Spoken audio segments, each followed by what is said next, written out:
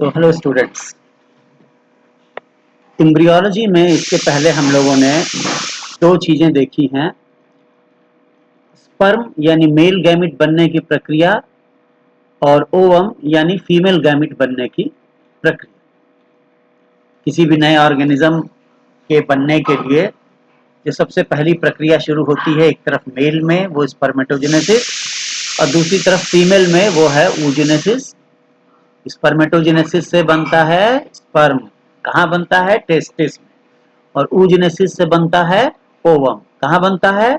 Ovary में, female में। ठीक है। अब अगला अगला स्टेप है कि ओवरी के से जो ओवम निकले और टेस्टिस से जो स्पर्म निकले, इन दोनों का फ्यूजन।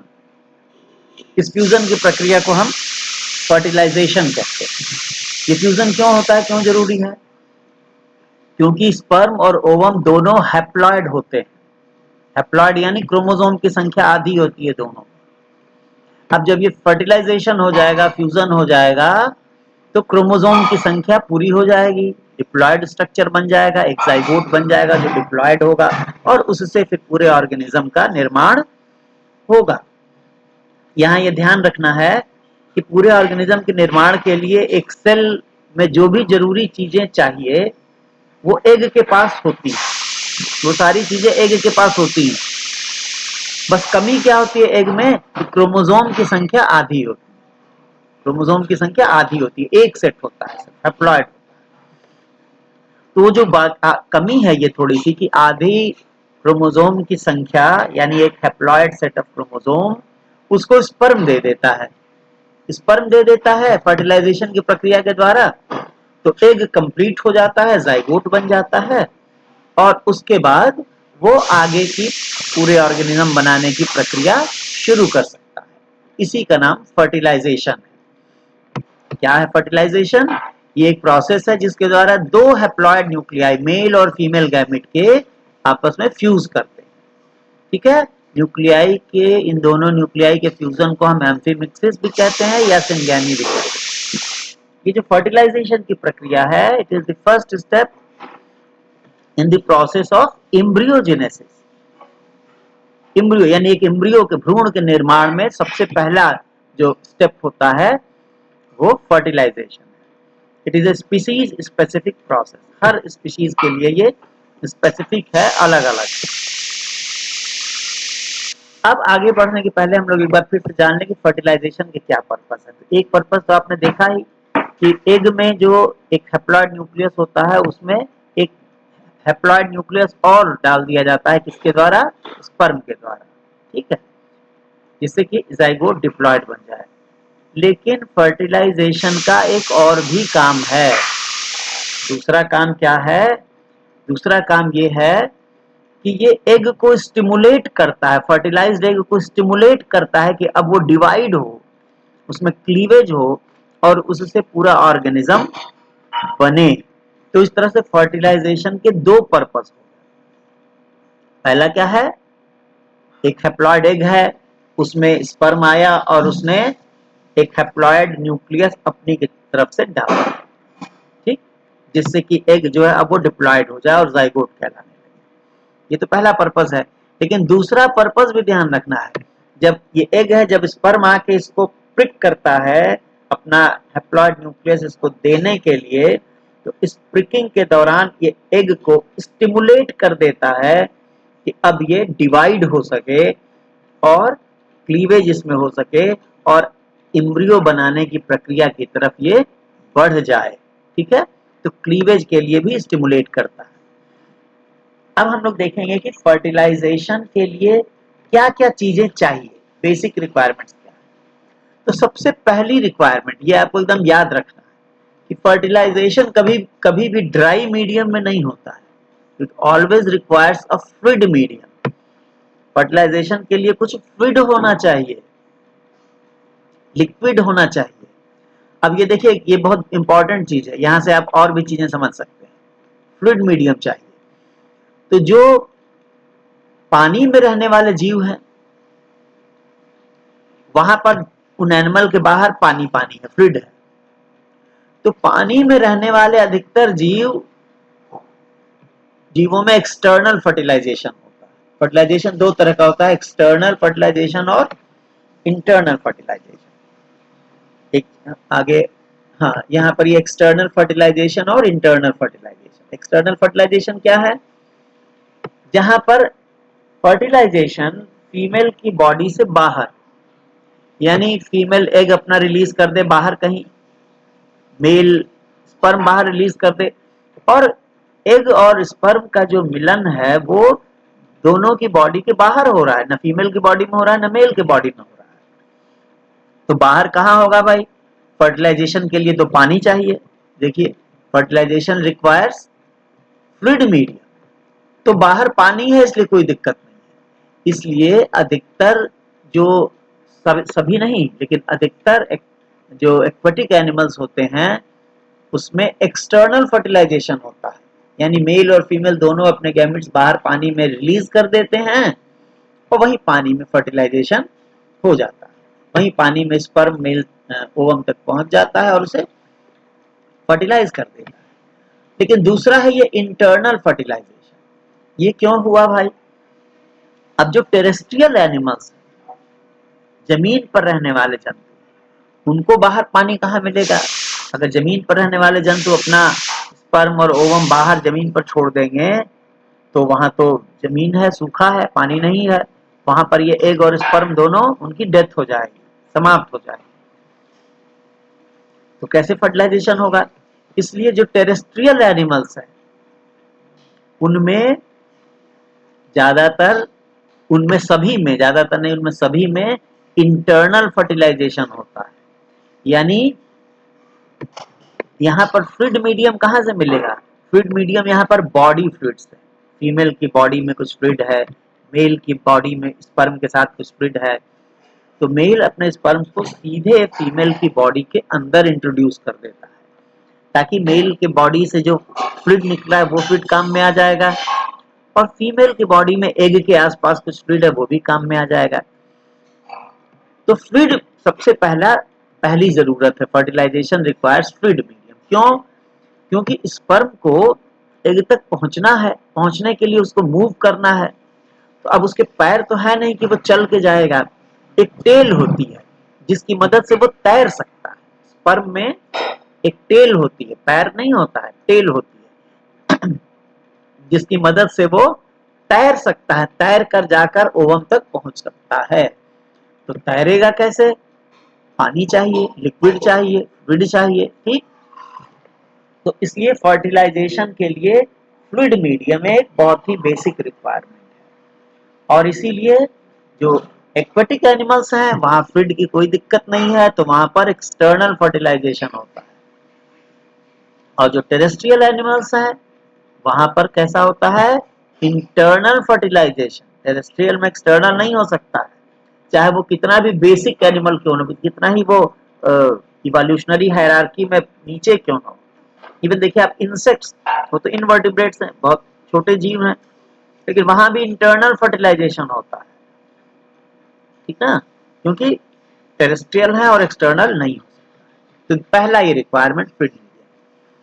दूसरा रिक्वायरमेंट है, क्योंकि ओवा और स्पर्म का लाइफ स्पैन बहुत कम होता है, ओवा और स्पर्म का दोनों का लाइफ स्पैन बहुत कम होता है, इसलिए जब ये रिलीज हो बॉडी से दोनों के या ओवरी और टेस्टिस से, तो कुछ समय के अंदर जल्दी ही दोनों का कांटेक्ट हो जाए। ऐसा नहीं है कि फीमेल ने ओवा रिलीज कर दिया पानी में, नदी में, समुद्र में, तो वो 2-4-6 महीने तक जिंदा रहेगा, और मेल ने स्पर्म रिलीज कर दिया तो 2-4-6 महीने तक जिंदा नहीं रहेगा। नहीं, दोनों की आयु कुछ घंटे होती है या कुछ दिन, 1-2 दिन हो सकती है, ज्यादातर कुछ घंटे होती है। तो फर्टिलाइजेशन स्पर्म और ओवा के रिलीज होने के कुछ घंटे के अंदर हो जाना चाहिए। ये दूसरा रिक्वायरमेंट। और तीसरा रिक्वायरमेंट क्या है कि सिर्फ चांस फैक्टर है। ओवा रिलीज, फीमेल ने ओवम रिलीज कर दिया, अंडा रिलीज कर दिया, मेल ने स्पर्म रिलीज कर दिया, अब स्पर्म को पहुंचना है ओवम तक, तो स्पर्म कोई खोज के नहीं ओवम तक पहुंचता है। ऐसा नहीं है कि स्पर्म के पास आंखें हैं कि वो खोज रहा है कि कहाँ ओवा है वहां चले जाए। स्पर्म के पास कोई आंख नहीं है, स्पर्म क्या होता है, जब रिलीज हो जाता है तो वो सब तैरते हैं इधर उधर, अपने आप रैंडमली तैरते रहते हैं। चांस की बात है कि कोई स्पर्म ओवम तक पहुंच जाए, ये सिर्फ चांस की बात है। तो चांस कैसे अधिक होगा, जबकि दोनों की संख्या बहुत ज्यादा होगी, और खास तौर से स्पर्म की संख्या बहुत ज्यादा हो। ओवम की तुलना में, अंडे की तुलना में, एग की तुलना में स्पर्म की संख्या बहुत ज्यादा हो, तब क्या होता है कि इस बात के चांस बढ़ जाते हैं कि हर ओवम को कोई ना कोई स्पर्म मिल जाता है, हर ओवम को कोई ना कोई स्पर्म मिल जाता है। इससे चांस फैक्टर बढ़ जाता है। तो तीसरी रिक्वायरमेंट क्या हो गई, number of sperm must exceed the number of ओवा। स्पर्म की संख्या ओवा की संख्या से बहुत ज्यादा होनी चाहिए, जिससे फर्टिलाइजेशन के चांसेस बढ़ जाएं। टाइप्स ऑफ फर्टिलाइजेशन ये हम लोग देख चुके हैं, इसकी चर्चा हम लोग कर चुके हैं। एक्सटर्नल फर्टिलाइजेशन एक्वेटिक एनिमल में होता है, इंटरनल टेरेस्ट्रियल में होता है। एक्सटर्नल फर्टिलाइजेशन में एक्वेटिक मीडियम इसका क्या है, सी वाटर, फ्रेश वाटर है, फीमेल की बॉडी के बाहर। इंटरनल फर्टिलाइजेशन में फ्लूइड मीडियम क्या है, ये फीमेल की बॉडी फ्लूइड्स। एक्सटर्नल फर्टिलाइजेशन में ओवा और स्पर्म बॉडी के बाहर रिलीज कर दिए जाते हैं।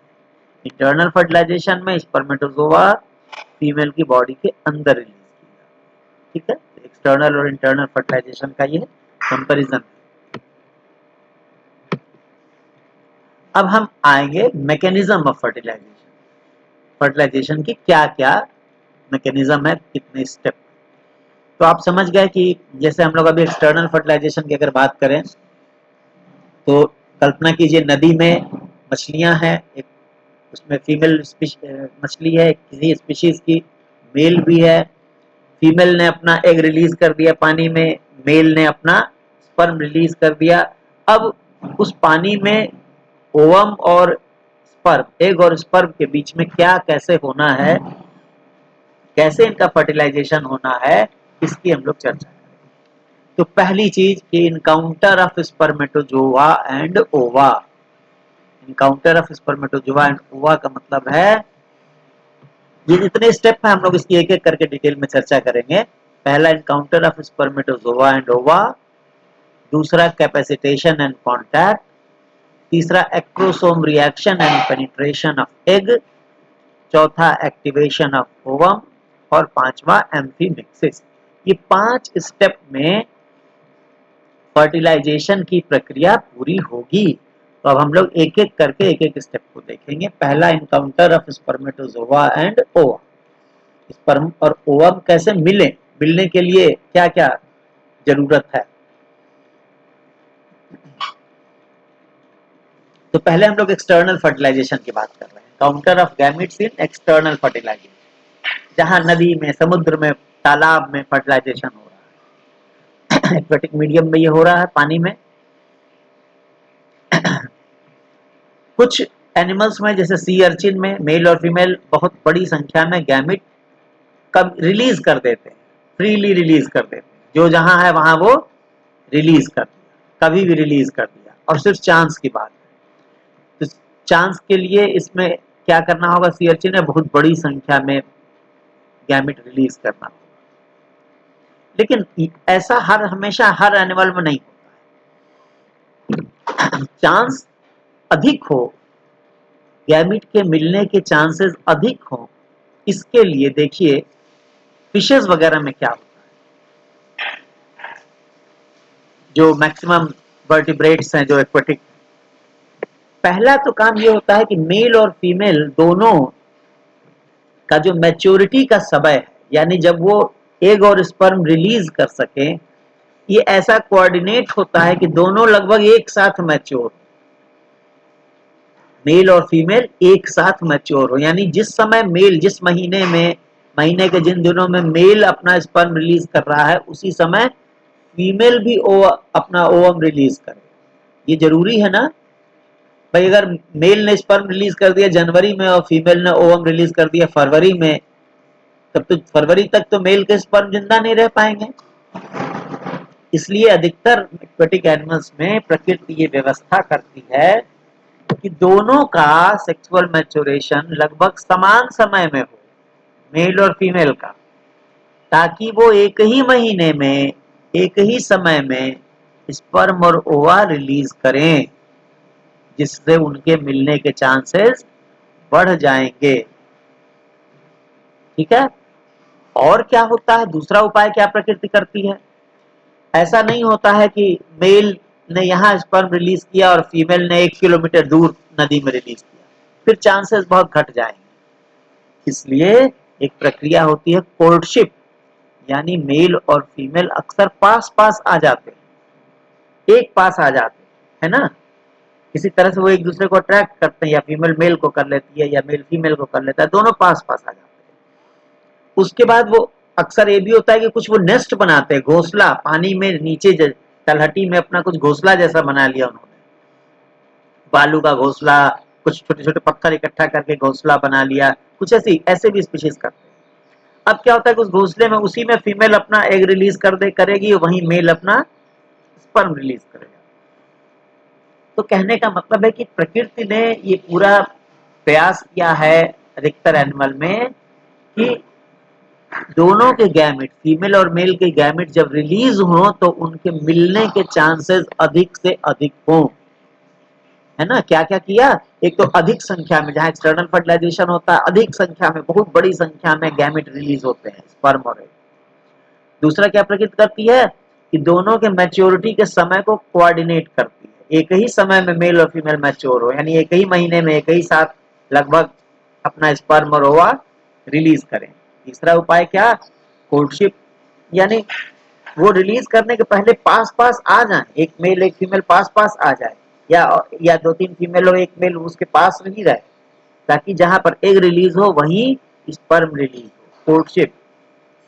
और क्या होता है, कभी कभी नेस्ट बिल्डिंग होती है, घोंसला जैसा बना लेती हैं मछलियां पानी में नीचे तलहटी में, जहां पर कि वो एक ही जगह सुरक्षित तौर पर वहां पर अपना स्पर्म और एग रिलीज कर सके। तो this is about encounter of gamete. Encounter मतलब मिलना, गैमेट क्या है, स्पर्म और ओवम। स्पर्म और ओवम के मिलने के लिए क्या क्या उपाय किए जाते हैं, ये यहाँ पर आपको बताया गया।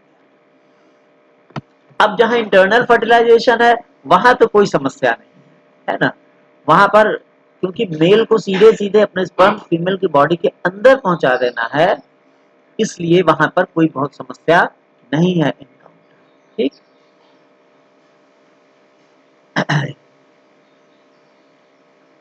अब जहां इंटरनल फर्टिलाइजेशन होता है, कुछ में तो क्या होता है कि फर्टिलाइजेशन के बाद जो फीमेल है वो फर्टिलाइज्ड एग को शरीर से बाहर निकाल देती है, जैसे रेप्टाइल में, जैसे बर्ड में वो अंडे देती है, बच्चे नहीं देते ना, अंडे देते हैं, लेकिन उनके अंडे उनके शरीर के अंदर ही फर्टिलाइज हो जाते हैं। और कुछ जगहों पर जैसे मैमल्स में फर्टिलाइजेशन अंदर होता है और उसके बाद का भी सारा डेवलपमेंट भी अंदर ही होता है बॉडी के अंदर। तो ये आपने देखा कि मेल और फीमेल गैमेट यानी स्पर्म और ओवम एक दूसरे से कैसे मिल सकते हैं, कैसे करीब आ सकते हैं। अब फर्टिलाइजेशन का अगला step capacitation and contact. Capacitation, capacitation कहते हैं एक ये विशेष प्रक्रिया है। कैपेसिटेशन का मतलब होता है कि किसी स्पीशीज का जो स्पर्म है वो अपनी ही स्पीशीज के ओवम को फर्टिलाइज करने में सक्षम हो। किसी स्पीशीज का स्पर्म, उसके मेल का स्पर्म अपनी ही स्पीशीज के एग को फर्टिलाइज करने में सक्षम हो और दूसरे किसी स्पीशीज के एग को फर्टिलाइज करने में सक्षम ना हो। ठीक, समझ रहे हैं बात हमारी। कैपेसिटेशन मतलब किसी स्पीशीज के मेल का स्पर्म अपने ही स्पीशीज के फीमेल के ओवा को फर्टिलाइज करे, दूसरे को न करे, दूसरे स्पीशीज के ओवम को न कर पाए। तो फिर यहाँ जहां इंटरनल फर्टिलाइजेशन है वहां तो कोई समस्या नहीं है, क्योंकि उसी स्पीशीज का स्पर्म एग तक पहुंचेगा। एक्सटर्नल फर्टिलाइजेशन जहां नदी में एग और स्पर्म रिलीज किए जा रहे हैं, समुद्र में किए जा रहे हैं, तालाब में, वहां ये समस्या है। वहां देखिए नदी में एक जगह फीमेल ने स्पर्म रिलीज किया, एग रिलीज किया एक स्पीशीज का। अब ठीक है, उस स्पीशीज का मेल मान लीजिए वहां स्पर्म रिलीज करेगा, लेकिन उसके आसपास दूसरे स्पीशीज के भी मेल हो सकते हैं, आसपास दूसरे स्पीशीज के भी मेल हो सकते हैं, और वो अपना वहां स्पर्म रिलीज करेंगे कहीं, तो वहां से स्पर्म कुछ बहते बहते यहाँ आ सकता है ना, दूसरे स्पीशीज के एक के पास जा सकता है। पानी है, वो स्पर्म बह रहा है, उसकी आंखें नहीं है, लेकिन वो दूसरे स्पीशीज के एग के पास जाए तो भी उसको फर्टिलाइज ना करे, और उसके बिल्कुल पास जाने की के चांसेस भी बहुत कम। ये सुनिश्चित करने की जो व्यवस्था है उसको हम कैपेसिटेशन कहते हैं। यानी कैपेसिटेशन में क्या है, approach of spermatozoa to egg, spermatozoa egg तक बिल्कुल अपने स्पीशीज के एग तक पहुंचे, ये कैपेसिटेशन। तो the sperm reaches near the egg by one of the following two methods, अपने ही स्पीशीज के एग तक पहुंचने के लिए स्पर्म को ये दो तरीकों की जरूरत पड़ सकती है। पहला है कीमोटैक्सिस। कीमोटैक्सिस क्या है, ये पाया गया है कि अक्सर जो एग्स होते हैं फीमेल के, वो कोई केमिकल रिलीज करते हैं पानी में। अब केमिकल रिलीज होगा तो क्या होगा कि जहां एग है वहां उस केमिकल का कंसंट्रेशन ज्यादा होगा, और धीरे धीरे वो केमिकल जैसे जैसे दूर होगा वैसे वैसे उसका कंसंट्रेशन कम होता जाएगा। ठीक है, यानी यहाँ एक एग है, कोई केमिकल ने रिलीज किया, इससे 10 मीटर दूर कंसंट्रेशन बहुत कम होगा, जैसे जैसे एग के करीब हम पहुंचेंगे वैसे वैसे कंसंट्रेशन बढ़ता जाएगा। तो एक स्पर्म जो है उसी स्पीशीज का, उसके अंदर ये क्षमता होती है कि वो बढ़ते हुए कंसंट्रेशन, उस केमिकल के बढ़ते हुए कंसंट्रेशन को डिटेक्ट कर सकता है, और धीरे धीरे कम कंसंट्रेशन से अधिक कंसंट्रेशन की तरफ आता है। एग से दूर कंसंट्रेशन कम है, लेकिन जैसे जैसे वो हम एग के पास जाएंगे उस केमिकल का कंसंट्रेशन बढ़ेगा। किस केमिकल का, जो भी एग ने रिलीज किया। इस कंसंट्रेशन को एक जगह अधिक है और धीरे धीरे कम होता जा रहा है, उसको हम कंसंट्रेशन ग्रेडियंट कहते हैं। तो स्पर्म्स में ये क्षमता होती है कि वो इस कंसंट्रेशन ग्रेडियंट को डिटेक्ट करे, यानी उनको ये समझ में आ जाए कि यहाँ कम है और इधर हम इस दिशा में जा रहे हैं तो कंसंट्रेशन बढ़ रहा है।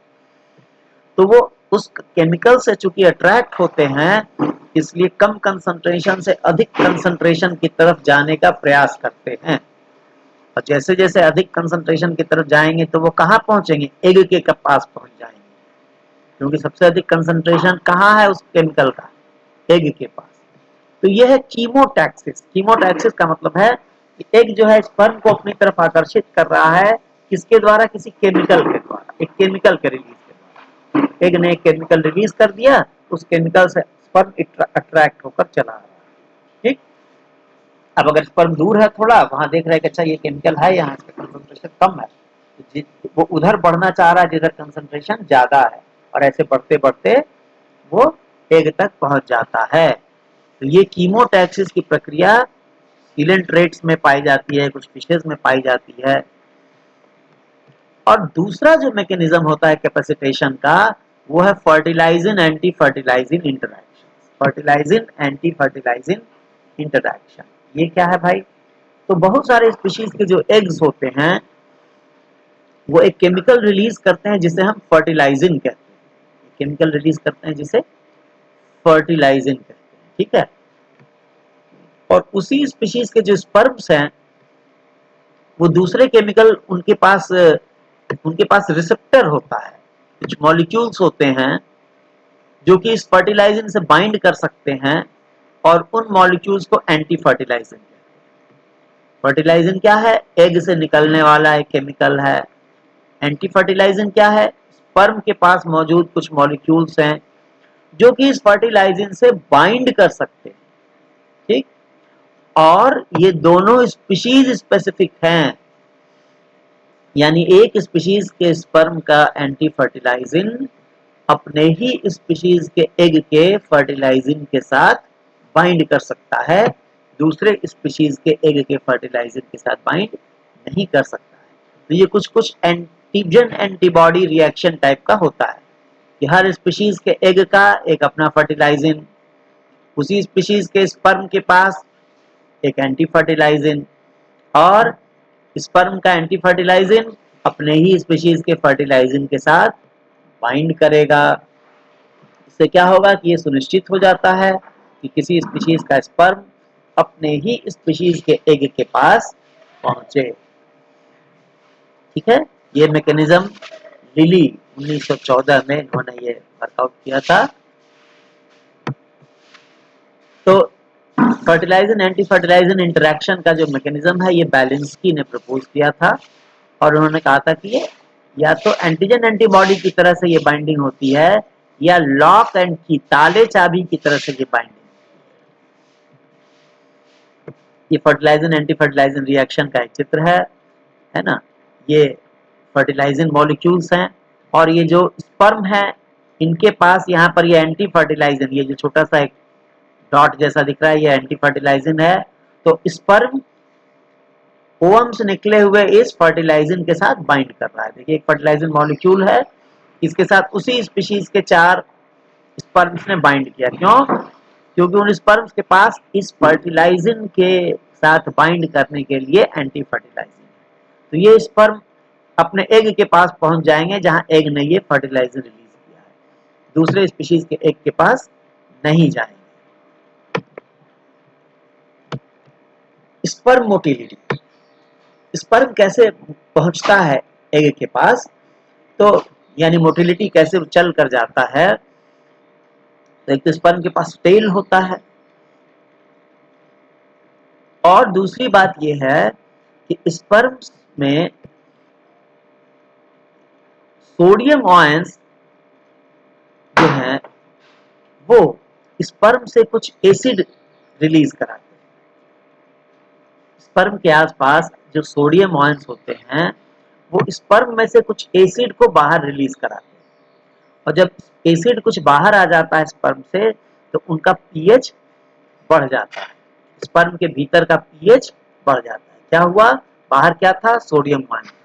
उसने क्या किया? उसकी वजह से स्पर्म के अंदर से कुछ एसिड बाहर आ गया। एसिड बाहर आ गया तो क्या हुआ? स्पर्म के अंदर का पीएच बढ़ गया। पीएच बढ़ गया तो स्पर्म के भीतर मेटाबॉलिज्म का रेट बढ़ जाता है।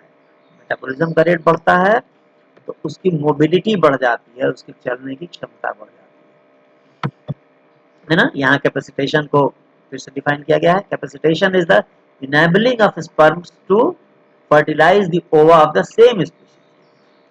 कैपेसिटेशन स्पर्म को वो क्षमता देता है जिससे वो अपने ही स्पीशीज के ओवा को फर्टिलाइज कर सके। अब हम जानते हैं कि स्पर्म के ऊपर एक स्ट्रक्चर होता है जिसे हम एक्रोसोम कहते हैं। तो ये मैमल में देखा गया है, जहां इंटरनल फर्टिलाइजेशन होता है वहां पर कि जो स्पर्म का एक्रोसोम है उसमें से एंजाइम्स, उसमें एक्रोसोम में एंजाइम्स पाए जाते हैं, लेकिन ये एंजाइम ऐसे एक्रोसोम से बाहर नहीं निकलता है। कब निकलता है बाहर? जब ये स्पर्म कुछ समय तक फीमेल जेनाइटल डक्ट में मौजूद रहे। स्पर्म फीमेल जेनाइटल डक्ट में पहुंच जाए, वहां कुछ समय तक मौजूद रहे, तब उसका जो ऊपर का एक्रोसोम का मेम्ब्रेन है, एक कोटिंग है, एक लेयर है, वो हट जाती है, और उसमें से फिर वो एंजाइम्स बाहर निकलते हैं, है ना। इससे क्या होता है कि स्पर्म तब तक वो एंजाइम्स नहीं रिलीज करता है जब तक कि फीमेल के जेनिटल ट्रैक्ट में पहुंच न जाए। अब तीसरा चीज कि स्पर्म अपने स्पीशीज के एग के पास आ गया, पहुंच गया। अब वो कैसे एग को पेनिट्रेट करेगा? एग को पेनिट्रेट करेगा तभी तो उसके अंदर अपना न्यूक्लियस रिलीज करेगा। एग को पेनिट्रेट करने में एक्रोसोम की बड़ी भूमिका होती है। आपने देखा था स्पर्म के हेड पर एक्रोसोम बना था। ये एक्रोसोम किस चीज से बनता है? गोल्जी बॉडी से बनता है। गोल्जी बॉडी के वेसिकल से बनता है, और उस वेसिकल में बहुत सारे proteolytic enzymes, hydrolytic enzymes store रहते हैं। तो जब स्पर्म एग के पास पहुंचता है तो उसका जो एक्रोसोम का ऊपर का मेम्ब्रेन है, कवर है, वो हट जाता है, टूट जाता है, और उसमें से प्रोटियोलिटिक एंजाइम्स निकलते हैं जो एग की मेम्ब्रेन्स को डिसॉल्व करते हैं, एग की दीवारों को डिसॉल्व करते हैं। इसको हम एक्रोसोम रिएक्शन कहते हैं। एक्रोसोम रिएक्शन में क्या हो रहा है? जो ऊपर का एक्रोसोम का बाहरी लेयर है वो डिसॉल्व हो, उसमें से एंजाइम्स बाहर निकलें, ठीक है, जिससे कि वो एग की दीवारों को डिसॉल्व कर सके। तो एक्रोसोम रिएक्शन के लिए ऑप्टिमल पीएच चाहिए, हर स्पीशीज के लिए कुछ निश्चित पीएच चाहिए, कैल्शियम आयंस चाहिए और मैग्नीशियम आयंस चाहिए।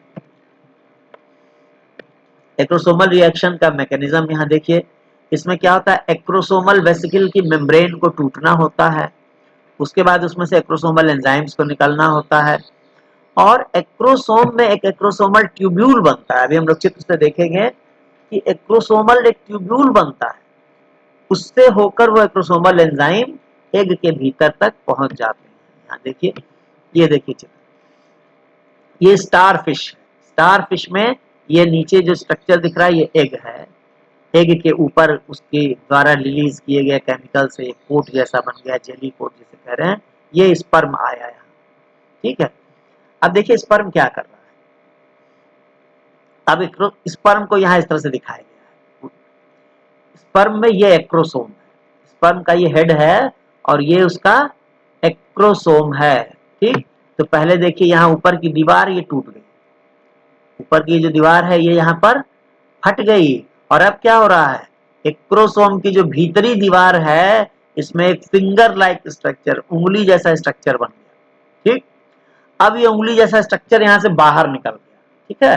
देखिए कल्पना कीजिए, ये टूटा, ये वाला स्ट्रक्चर टूटा, फिर ये उंगली जैसा स्ट्रक्चर बना एक्रोसोम में, ये उंगली जैसा स्ट्रक्चर बाहर निकल गया, एक्रोसोमल ट्यूब्यूल बन गया या एक्रोसोमल फिलामेंट बन गया। अब इसी एक्रोसोमल फिलामेंट या इसी एक्रोसोमल ट्यूब्यूल से होते हुए ये जो मेल न्यूक्लियस है ये इसी में से होते हुए बाहर चला जाएगा और ओवम के अंदर पहुंच जाएगा। ये acrosomal reaction in sea urchin है, यहाँ भी लगभग वैसी ही चीज है, ये एक्रोसोम है, ऊपर की दीवार पहले टूटी, कुछ एंजाइम्स निकले, इन एंजाइम्स ने फीमेल की बॉल को डिसॉल्व कर दिया, एग की बॉल को, फीमेल गैमेट की बॉल को, और उसके बाद जो एक्रोसोम है ये देखिए उंगली जैसा स्ट्रक्चर यहाँ पे बाहर निकल गया, यहाँ पर, यहाँ ये भीतरी सिरा प्लेन है, यहाँ थोड़ा सा उभरा और यहाँ पर पूरा उभर के उल्टा हो गया कि उंगली जैसा बाहर निकल गया, ठीक। ये जो डॉट डॉट दिख रहे हैं यही एक्रोसोमल ग्रेन्यूल्स हैं, एक्रोसोम से निकले हुए एंजाइम, ये क्या करेंगे, एग की दीवार को डिसॉल्व कर देंगे, और इस एक्रोसोमल फिलामेंट या एक्रोसोमल ट्यूब्यूल से क्या होगा, इसी में से होगा, ये जो स्ट्रक्चर दिख रहा है ये मेल न्यूक्लियस है, ये मेल न्यूक्लियस इसी में से होता होता होता एग में पहुंच जाएगा। ये एक्रोसोम रिएक्शन होगा। इस साइकोग्लासस, बेलेनोग्लासस का एलाइड स्पीशीज है, उसमें ये फर्टिलाइजेशन के मैकेनिज्म को दिखाया गया है। यहाँ देखिए ये स्पर्म है, ये पीछे ये न्यूक्लियस है, यहाँ एक्रोसोम है, ठीक है। एक्रोसोम के ऊपर की दीवार फट गई, एक्रोसोमल ग्रेन्यूल इसमें से बाहर निकल गया, यहाँ एक्रोसोमल ग्रेन्यूल था ये बाहर निकल गया, एक्रोसोमल ग्रेन्यूल बाहर निकल गया। एक्रोसोमल ग्रेन्यूल क्या करता है, एग की ये बाहरी एनवेलप है, आउटर एग एनवेलप, इसको ये डिसॉल्व कर देगा, और अब भीतर से देखिए यहाँ से एक ट्यूब्यूल बन रहा है, ये ट्यूब्यूल बन के उंगली जैसा ये बाहर निकल गया, उंगली जैसा बन के ट्यूब्यूल जैसा बन के बाहर निकल रहा है, ये ट्यूब्यूल पहुंच जाएगा एग के भीतर, एग की देखिए ये दीवार टूट गई और इसमें ये ट्यूब्यूल घुस रहा है, ट्यूब्यूल ये घुस गया है ना, ये ट्यूब्यूल घुस गया। अब देखिए इस ट्यूब्यूल में से क्या आ रहा है, जो न्यूक्लियस था, मेल न्यूक्लियस, ये इस ट्यूब्यूल के थ्रू चल दिया इधर, कहाँ जाने के लिए, इस एक्रोसोमल ट्यूब्यूल में से होते होते होते फीमेल एग में चला जाएगा। ये एक्रोसोमल ट्यूब्यूल इसके लिए गलियारे का काम कर रही है, रास्ते का काम कर रही है, किसके लिए, न्यूक्लियस के लिए। न्यूक्लियस इस गलियारे से यानी एक्रोसोमल ट्यूब्यूल से होता हुआ ये एग में पहुंच जाएगा, ठीक। देखिए ये न्यूक्लियस एग में इतना पहुंच गया, और यहाँ पर देखिए पूरा न्यूक्लियस, मेल न्यूक्लियस एग के अंदर पहुंच गया, ठीक। अब अगली प्रक्रिया एक्टिवेशन ऑफ ओवम होगी, यानी ओवम एक्टिवेट होगा। अभी तक जो कुछ हो रहा था ये स्पर्म में हो रहा था, अब एग में देखिए क्या हो रहा है, एग को एक्टिवेट होना है क्योंकि उसी के अंदर तो सब होना है। स्पर्म से उसने एक न्यूक्लियस ले लिया है, प्लांट न्यूक्लियस, अब दोनों का फ्यूजन हो जाएगा। अब आगे एग को बहुत सारा काम करना है, डिवाइड होना है और पूरा एम्ब्रियो बनाना है, पूरा आदमी बना देना है ना, पूरा बरगद का पेड़ बनाना है धीरे धीरे, तो एक्टिवेट होगा ये। एक्टिवेशन ऑफ ओवम में क्या क्या होगा? सबसे पहले एग की जो बाहरी मेम्ब्रेन है, प्लाज्मा मेम्ब्रेन, इसकी परमिएबिलिटी, आयनिक परमिएबिलिटी चेंज होगी, है ना। और चेंज होगी, ये कुछ आयंस के लिए ये ज्यादा परमिएबल होगा। कैसे ये परमिएबिलिटी चेंज होती है? कुछ प्रोटॉन पंप चालू होगा, कुछ सोडियम पोटेशियम पंप चालू होगा, ये सब चीजें उसकी परमिएबिलिटी को चेंज करेंगी, क्योंकि अब उसको बहुत कुछ बदलाव लाना है एग में। अब ये परमिएबिलिटी बदली तो एग के भीतर intracellular rise in calcium ions, egg के भीतर कैल्शियम का जो लेवल है, कैल्शियम आयन का लेवल, ये 20-25 सेकेंड में बढ़ जाएगा, ठीक है। और उसके बाद भीतर एग के भीतर पीएच भी बढ़ेगा, इंट्रासेलुलर इंक्रीज इन पीएच। तो क्या क्या हुआ फिर से देखिए, एक्टिवेशन ऑफ ओवम में एग की आयनिक परमिएबिलिटी चेंज हुई, एग के भीतर कैल्शियम आयन का कंसंट्रेशन चेंज हुआ, और तीसरे नंबर पर उसके एग के भीतर पीएच भी बढ़ना शुरू हुआ, ठीक। अब एग के अंदर मेल न्यूक्लियस पहुंच गया है, मुख्य काम हो गया, एग के भीतर स्पर्म से मेल न्यूक्लियस पहुंच गया, तो मुख्य काम हो गया। अब लेकिन अब अभी आगे का थोड़ा बहुत काम बाकी है, यह है एक इंपॉर्टेंट काम होना, cortical reactions and fertilization membrane formation. इसमें क्या होता है कि एक एग के पास एक ही स्पर्म नहीं पहुंचता है, जानते हैं एक एग के पास सैकड़ों हजारों स्पर्म पहुंच सकते हैं। तो ऐसा ना हो कि एक स्पर्म अपना न्यूक्लियस दे तो दूसरा भी दे दे, अगर कई स्पर्म उसको फर्टिलाइज कर देंगे, सब अपना अपना न्यूक्लियस दे देंगे, तब तो एग का न्यूक्लियस वो खाली हैप्लॉइड से डिप्लॉइड नहीं होगा, पॉलीप्लॉइड हो जाएगा, क्रोमोसोम की संख्या कई गुना बढ़ जाएगी, एग बेकार हो जाएगा। तो एग को ये सुनिश्चित करना है कि जो ही एक स्पर्म अपना मेल न्यूक्लियस उसको दे रहा है, उसके बाद एग अपने चारों तरफ एक ऐसा आवरण घेरा बना ले कि बस अब बंद, अब दूसरा कोई स्पर्म नॉट अलाउड। एग के बाहर बहुत सारे स्पर्म हैं, जो ही एक स्पर्म उसको पेनिट्रेट करके और उसमें अपना उसने न्यूक्लियस दिया, एग क्या कर ले, अपने बाहर एक आवरण बना ले ऐसा कि उसको दूसरा कोई स्पर्म पेनिट्रेट न कर पाए, ठीक है। इसके लिए कॉर्टिकल रिएक्शंस होते हैं, और इनका नतीजा होता है, कॉर्टिकल रिएक्शंस का रिजल्ट होता है वो फर्टिलाइजेशन मेम्ब्रेन फॉर्मेशन होता है। कैसे होता है, यहाँ देखिए चित्र में देखिए, ये है एग, एग का बाहरी हिस्सा, कॉर्टेक्स कहते हैं किसी भी सेल के, किसी भी चीज के जो बाहरी हिस्सा होता है, पेरिफेरल एरिया, उसको हम कॉर्टिकल एरिया कहते हैं। तो एग का ये कॉर्टिकल एरिया है, ये एग नहीं है, ये पूरा एग का कॉर्टिकल एरिया है। अब इसमें बाहर दो मेम्ब्रेन है, सबसे ऊपर वाला जो जो लाइन है ये प्लाज्मा मेम्ब्रेन है, ये कट गया है, इसमें लिखा हुआ नहीं है। सबसे ऊपर मेम्ब्रेन प्लाज्मा मेम्ब्रेन, और उसके नीचे विटेलाइन मेम्ब्रेन, ये जो दो लाइन देख रहे हैं आप, बाहर प्लाज्मा मेम्ब्रेन और नीचे विटेलाइन मेम्ब्रेन। और इसके भीतर ये जो एग का साइटोप्लाज्म है, ये जो तिरछी लाइन है ये एग का साइटोप्लाज्म है, इसमें ये गोल गोल आप स्ट्रक्चर देख रहे हैं, ये क्या है, इनको हम कहते हैं cortical granules. These are cortical granules. इन ग्रेन्यूल्स में अंदर कुछ मटेरियल भरा हुआ है, कुछ मटेरियल भरा हुआ है, ये कॉर्टिकल मटेरियल, ठीक। अब क्या होता है कि जो ही एक स्पर्म से फर्टिलाइजेशन होता है, उसके तुरंत बाद पहला काम तो ये होता है कि ये जो दो लाइनें हैं, बाहर वाली लाइन क्या है, प्लाज्मा मेम्ब्रेन, और भीतर वाली लाइन विटेलाइन मेम्ब्रेन, ये दोनों यहाँ पास पास दिख रहे हैं ना। अब देखिए फर्टिलाइजेशन होते ही इन दोनों के बीच की दूरी बढ़ जाती है, दोनों एक दूसरे से सेपरेट हो जाते हैं, प्लाज्मा मेम्ब्रेन और विटेलाइन मेम्ब्रेन एक दूसरे से थोड़े सेपरेट हो जाते हैं। और उसके बाद ये जो कॉर्टिकल ग्रेन्यूल्स हैं, ये देखिए ये जो ये एक्सप्लोड कर जाते हैं, फट जाते हैं, और फटने से क्या होता है, इनके भीतर का जो मटेरियल है वो उस स्पेस में चला जाता है, जो स्पेस प्लाज्मा मेम्ब्रेन और विटेलाइन मेम्ब्रेन के बीच की है। जो स्पेस अब बढ़ गई है, यहाँ स्पेस कम थी, बहुत कम थी, यहाँ दोनों के बीच की स्पेस बढ़ गई, प्लाज्मा और विटेलाइन मेम्ब्रेन के बीच। उसके बाद अगला काम क्या हुआ, कॉर्टिकल ग्रेन्यूल्स एक्सप्लोड कर गए, फट गए, और अपने भीतर जो स्ट्रक्चर जो मटेरियल था वो वो उन्होंने इन दोनों के बीच में भर दिया। ठीक, अब देखिए ये कॉर्टिकल ग्रेन्यूल जो एक्सपोर्ट किए थे, अब ये देखिए ये ऐसे हो गए, फट के उनका बचा हुआ हिस्सा है कॉर्टिकल ग्रेन्यूल का, ठीक ना, एक्सप्लोड कर गया। अब बस एक कैविटी बची और इसके भीतर का जो सारा मटेरियल था वो जाके यहाँ डिपॉजिट हो गया, वो जाके यहाँ डिपॉजिट हो गया। तो ऊपर विटिलाइन मेम्ब्रेन के ठीक नीचे ये, इसको हम इलेक्ट्रॉन ओपैक मटेरियल कहते हैं, नाम के चक्कर में मत परेशान होइए। जो कॉर्टिकल ग्रेन्यूल से मटेरियल निकला है ये इलेक्ट्रॉन ओपैक मटेरियल है, ये इस स्पेस में डिपॉजिट। अब देखिए फाइनली यहाँ क्या हुआ, एक बाहर है प्लाज्मा मेम्ब्रेन, उसके अंदर है विटिलाइन मेम्ब्रेन, और उसके भीतर है ये स्पेस कुछ, और इसमें इस स्पेस में ये कॉर्टिकल ग्रेन्यूल्स के द्वारा रिलीज किया हुआ मटेरियल भरा हुआ है। ठीक, और ये तीनों चीजें मिलकर, कौन कौन सी चीज, प्लाज्मा मेम्ब्रेन, विटिलाइन मेम्ब्रेन, और उसके नीचे ये जो लाइन दिख रही है आपको तीसरी वाली मोटी वाली लाइन, यही कॉर्टिकल ग्रेन्यूल द्वारा रिलीज किया गया मटेरियल है। ये एक लेयर बना लिया इसने, ये जो मटेरियल था ना ये एक्सपोर्ट किया, यहाँ यहाँ देखिए ये इस तरह से डिपॉजिट होना शुरू हुआ, और यहाँ आते आते एक इसने लेयर बना ली, पूरी फिक्स लेयर।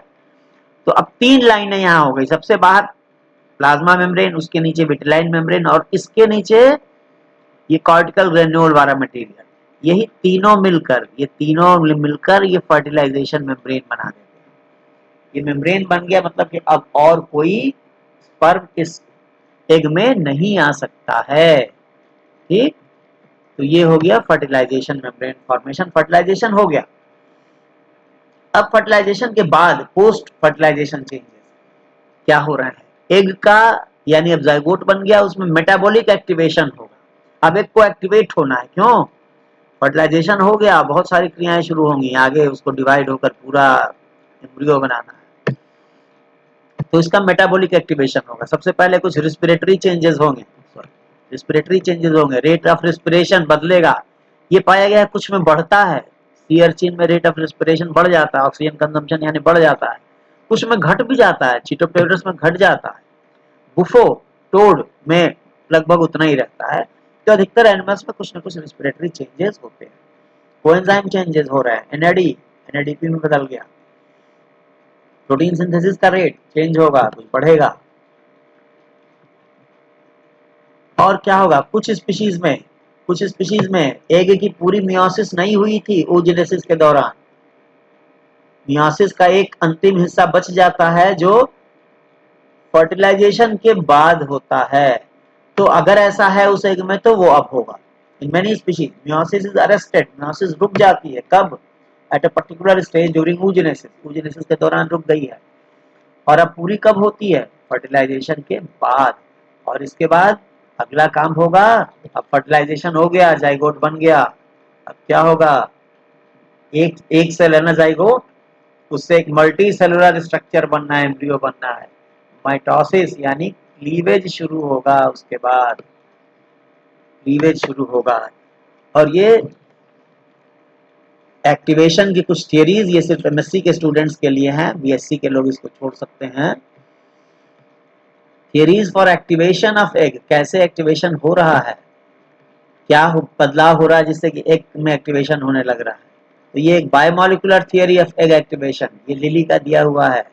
इनके अनुसार एग में दो ऐसे सेपरेट मॉलिक्यूल्स होते हैं जो फर्टिलाइजेशन के बाद कंबाइन करके एक तीसरा मॉलिक्यूल बना लेते हैं, और वही तीसरा मॉलिक्यूल उसको एक्टिवेट कर देता है एग को। सेंसिटाइजेशन टू कैल्शियम थियरी, इसके अनुसार एग का जो एक्टिवेशन है, मेटाबॉलिक एक्टिवेशन, वो कैल्शियम लेवल पर डिपेंड करता है। फर्टिलाइजेशन के बाद जो ही कैल्शियम लेवल बढ़ता है, एग उस एग का मेटाबॉलिक एक्टिवेशन बढ़ जाता है। लोएब्स थियरी, स्पर्म कुछ साइटोलिटिक फैक्टर उसमें डालता है। इनके अनुसार स्पर्म जब फर्टिलाइज करता है तो वो एग में कोई ऐसा फैक्टर दे देता है, छोड़ देता है, साइटोलिटिक फैक्टर, जो साइटोलिटिक मतलब साइटोप्लाज्म के किसी मॉलिक्यूल को जो तोड़ दे, साइटोप्लाज्म में पहले से, एग के साइटोप्लाज्म में पहले से मौजूद किसी मॉलिक्यूल को तोड़ देता है स्पर्म द्वारा लाया गया कोई फैक्टर, जिससे कि एग का एक्टिवेशन हो जाता है। रिप्रेसर थियरी एक्टिवेशन, इस थियरी के अनुसार फर्टिलाइजेशन के पहले एग में एक रिप्रेसर होता है। रिप्रेसर मतलब एक ऐसा मॉलिक्यूल होता है जो एक्टिवेशन को रोक के रखता है, होने नहीं देता एक्टिवेशन। लेकिन जब फर्टिलाइजेशन होता है तो वो रिप्रेसर टूट जाता है, वो रिप्रेसर नष्ट हो जाता है, जिससे अब एग का एक्टिवेशन शुरू हो जाता है, ठीक ना। और अंत में एम्फीमिक्सिस यानी एग के अंदर जो मेल और फीमेल न्यूक्लियस दोनों मौजूद थे, वो एम्फीमिक्सिस उनकी मिक्सिंग हो जाती है, वो एक दूसरे से फ्यूज कर जाते हैं, ठीक है। तो इस तरह से फर्टिलाइजेशन की प्रक्रिया पूरी हो जाती है। Thank you.